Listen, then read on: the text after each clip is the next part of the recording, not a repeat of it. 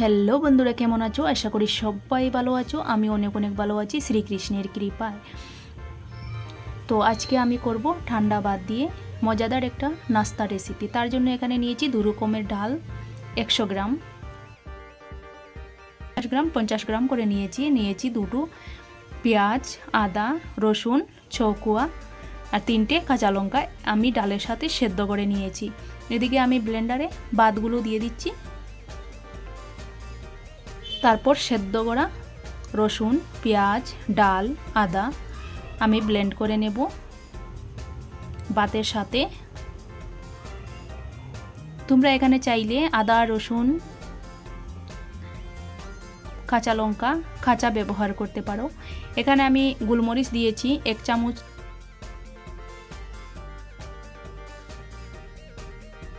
3/1 গোলমরিচ দিয়েছি, জিরে পাউডার সবগুলো একই পরিমাণে দিয়েছি। আর স্বাদ অনুযায়ী দিয়ে দিচ্ছি নুন আর একটু জল দিয়ে আমি ব্লেন্ড করে নিয়েছি। দেখো কি সুন্দর ব্লেন্ড হয়েছে।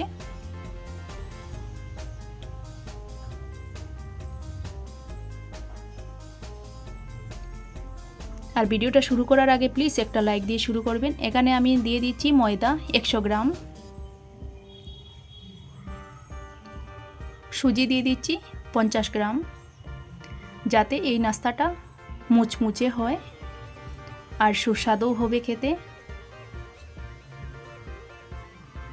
তোমরা সুজি যদি নাও থাকে চালের পাউডার ব্যবহার করতে পারো। আর এখন দিয়ে দিচ্ছি এখানে বেশ কিছু তেল ব্যবহার করলাম, সাদা তেল। অনেক সফট হয়েছে ড্রগুলো। এখানে নিয়েছি চিজ। এখন আমি বাটির মতো বানিয়ে নেব আর এর ভিতরে দিয়ে দেব চিজ।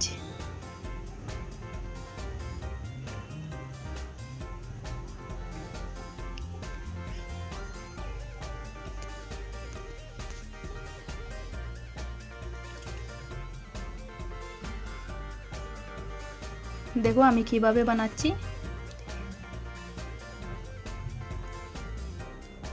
আর খুবই মজার হয়েছিল এই নাস্তা রেসিপিটা। তোমরা ঘরে ট্রাই করে দেখতে পারেন। তো এইভাবে আমি সবগুলো বানিয়ে নেব। আর চ্যানেলে নতুন বন্ধু হয়ে থাকলে প্লিজ সাবস্ক্রাইব করে পাশে থাকবেন। তো সবগুলো বানানো হয়ে গেছে, এখন ফ্রাই করার পালা। এদিকে আমি কড়াইটাও বসিয়ে দিলাম আর কড়াইটা গরম হয়ে এসেছে। দিয়ে দিলাম সাদা তেল।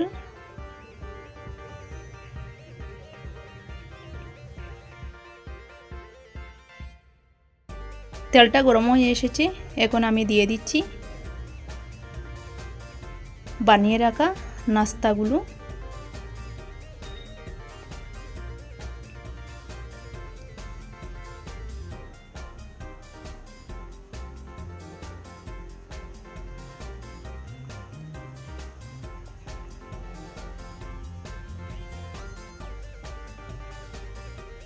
তো চিজ বন্ডাগুলো ভাজা হয়ে গেছে, এখন আমি নামিয়ে নিচ্ছি।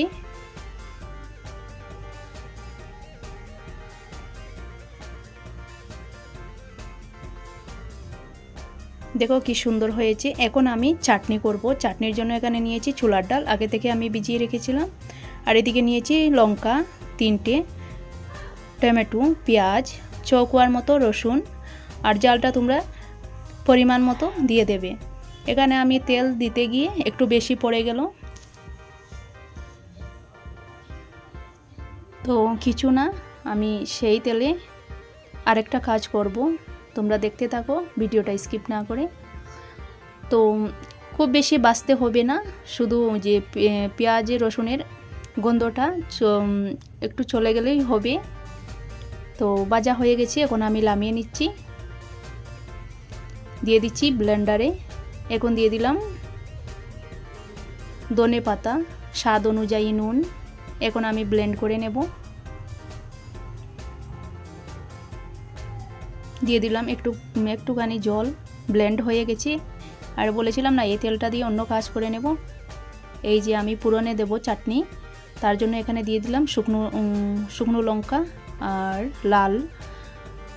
লাল শস্য। এখন এগুলো ভেজে নেব লালচি করে।